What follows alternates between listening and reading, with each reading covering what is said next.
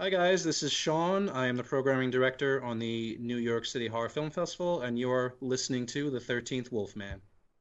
Hey everybody, I'm the 13th Wolfman. You know, hi with me today. I have one of the guys involved with the New York Horror Film Festival. Welcome to Sit Down, Sean. Hi, nice to meet everybody.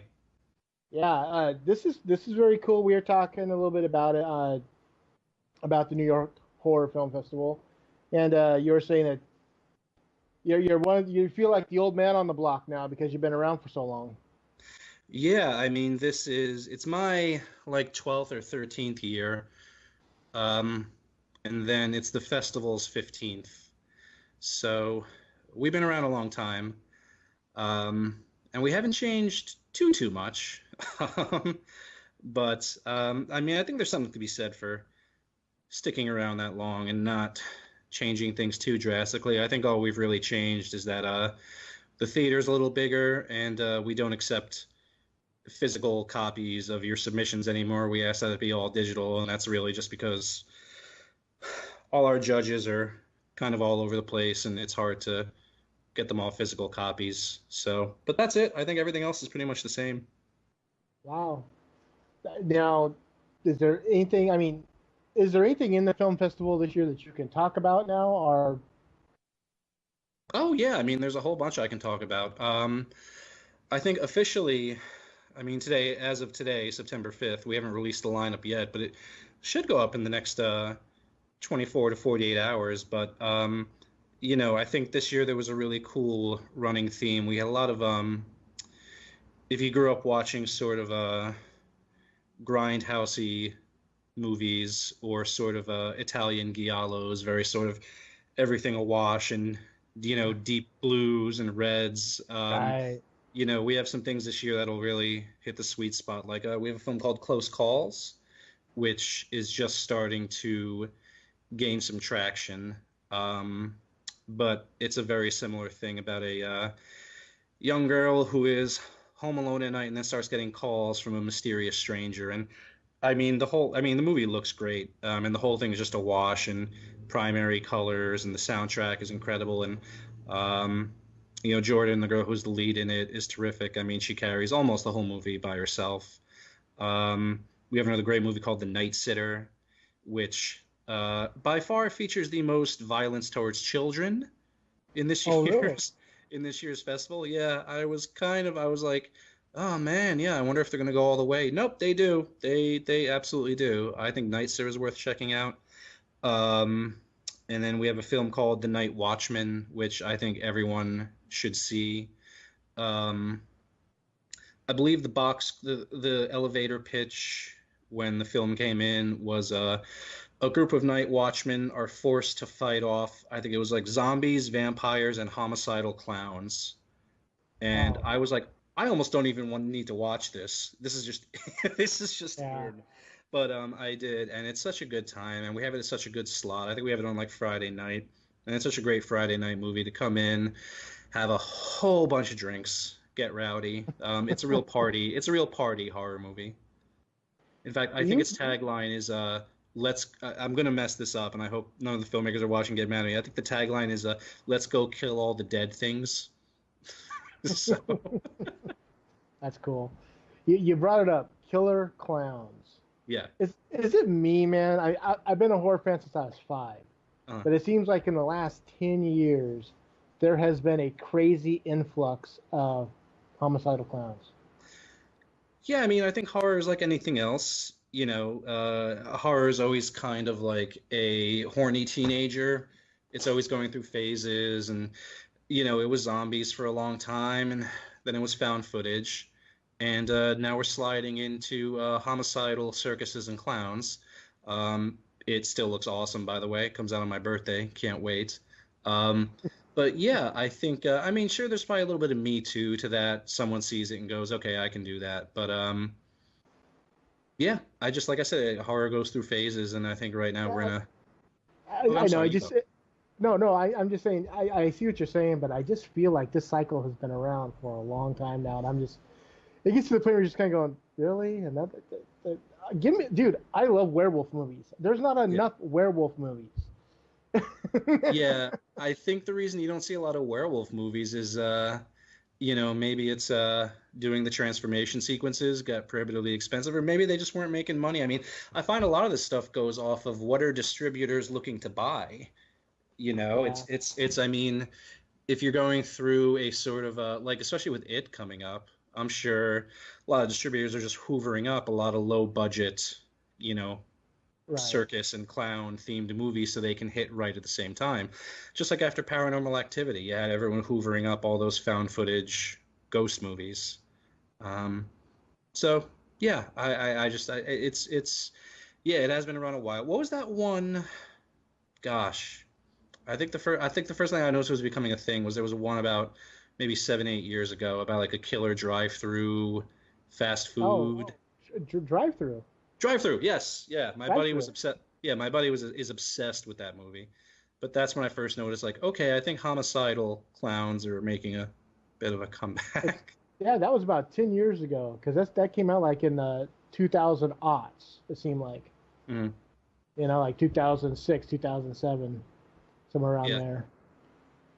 No, it was like I remember that one, and then it seemed like for a little while they disappeared. And then all of a sudden, you had like Stitches, 100 Tears, and all these other ones are just kind of going, wow, really? People, yeah. I don't find my problem is I don't find clowns freaky. Neither do I. I never had that fear growing up of clowns. Even when I was younger, I mean, I know it's like the hipster thing to say now that you never really liked the 1990 version of it, but like I never really did. I was never scared of Yeah, clowns in that particular way. Which is actually why when I went back and rewatched it, it's and hard it's to sit weird. through, isn't it? What's that? It's hard to sit through, isn't it? It's both hard to sit through because it's mind-numbing, not mind-numbingly long because it was made obviously to be a mini series, Right. and also Tim Curry, terrific performance, but if you've read the book, not Pennywise, not the way he's drawn up in the book. I think the new one looks more because in the book he's more of like an entity that can barely pretend to be human, like he's just barely wearing that human suit. Right. Um, and this I one haven't read seems the to really book, so yeah, and this one, see, the new one seems to really. I mean, you saw the preview clip with him trying to get Georgie into the sewer, and he's like drooling, and he can't quite hold it together. His voice is always changing, so I think they've really nailed him being like an otherworldly being that you can't quite put your finger on. Whereas the one from 1990 is, he's just kind of a happy clown that yells once in a while. well, yeah, in 1990 there were a whole the standards and practices for TV were like completely different, so they had to make that about as tame as they could. Yeah, I mean, even obviously in the book, the kid gets his arm ripped off right in the beginning, and they couldn't show that in the miniseries. They tried to pay homage to it towards the end when he shows up in the sewers and he's missing his arm. But if you didn't know about that in the book, you would never be looking for that. Right. So, There's quite a few things in the book that will never make it to the movies. oh, really? The kid orgy? You think Yeah. that's not? Yeah, the kid orgy. Yeah. And But I can't imagine it'll. I'll be surprised if they do, but I can't imagine it's going to make it into the movie that Pennywise's arch nemesis is a giant fucking turtle from outer space. I can't see how they're going to fit that in there. yeah, really, especially when they reduced the time from 3 hours, which the miniseries was, to what, like an hour and a half, 2 hours. Well, they're doing two parts for this one. They're going to do it the way, like it's not because the miniseries it's just each of the adults getting a phone call and flashing back to when they were kids. Yeah. I think they're doing this one as like a hard divide, like Okay. kids, and then part two is going to be adults. Oh. Okay. So, So you are obviously a horror fan. How long you been a horror fan? oh gosh, I'd say since I was, uh, there is a very clear part where it starts 7, I want to say.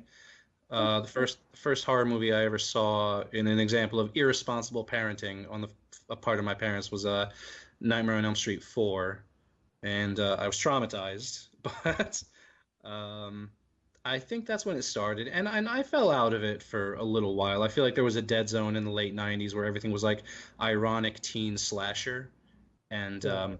I was a perpetually uncool kid, so I didn't really care for people much better looking than me snarking and then getting stabbed. It didn't do anything for me. But in Yep. particular, and this leads into the festival, is I got back into it when DVD became a thing, and I could catch up to all these things that I had missed growing up, and I could take chances on things based on how the covers looked. And then I met our festival founder Mike because I worked on a movie for him, um, and that's when I think like became really hardcore again, Which because movie? Mike did a now he was very particular about this. I'm gonna say how I described the movie, then I'm gonna tell you how he would always correct me. It was a Okay. movie. I would tell people it's called Dead Serious, and I would say it was a movie about gay vampires in New York, and then he would correct me and say, "No, it's about gay men who are turned into vampires."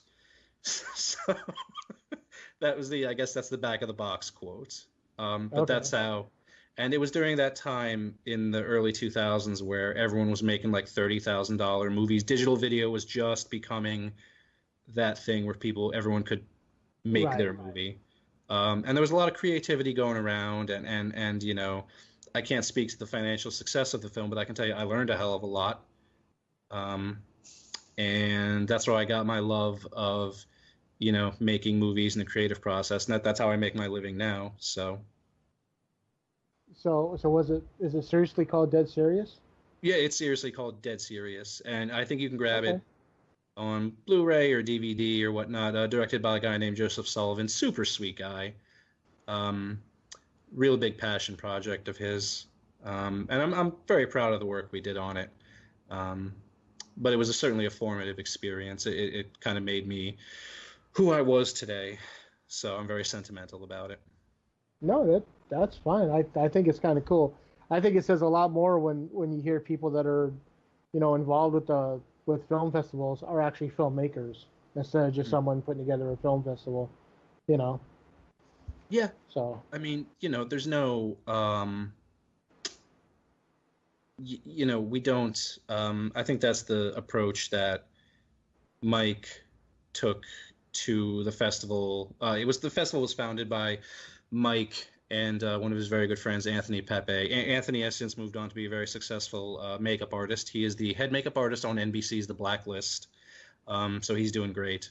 Um, but they came at it from a filmmaker's point of view, and they always treated all the filmmakers like they wanted to be treated.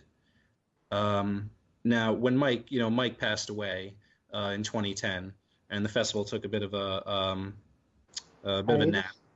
Yeah, and we came back, and our first year back was rough because by then Anthony had also moved on. Mike had passed away, and Mike's family tried to keep it going. But our first year back, just something felt off. We weren't doing something right, and I think what we weren't doing right was coming at it from the filmmaker's point of view. We were almost doing it very sort of by the books, and this is when this has to be done. This is when that has to be done. This will be done this way, as opposed to Mike was more of like but he's a good guy. I like his movie. Let him bring his dog in the theater. That was Mike's point of view. So I think we've adapted to become a lot more like that. But like I said, when we first came back, we didn't know what we were doing, and we were just like, we're just gonna do this like we think it should be run, I guess. But yeah, it So, helps to have that filmmaker background. yeah, so you said you worked on are you I mean, do you make films now also? Oh God, no, no! I'd like to die with some dignity. No, that was a joke. The running joke always about filmmakers dying broke and penniless. I met a filmmaker, and he actually said to me, he was like, "Yeah, I was homeless and penniless, and then I decided to become a filmmaker, so I'll probably still die homeless and penniless."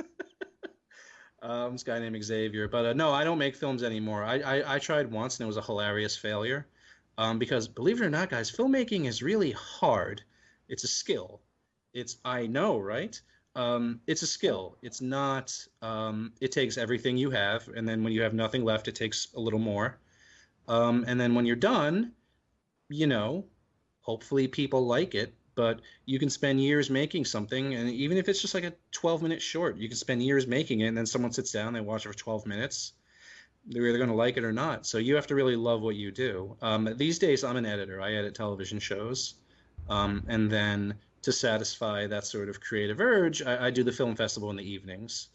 Oh, cool. And I try to be supportive of filmmakers because I'm a failed filmmaker myself. And honestly, I could never go back to it. Like I said, it's There's, such a, you're not. There's no such thing as being a failure, man. You've moved on. You just, you're editing now, so you're doing something that you love. I mean, do what you love, and then there's no failure. You just found what you didn't love. You yeah. know. Yeah, no, I appreciate that. I think, yeah, I just think it comes more from I like, since I tried it once, I won't say failure, since I tried it once and it didn't go quite according to plan, I like helping out filmmakers where I can now because I know the process.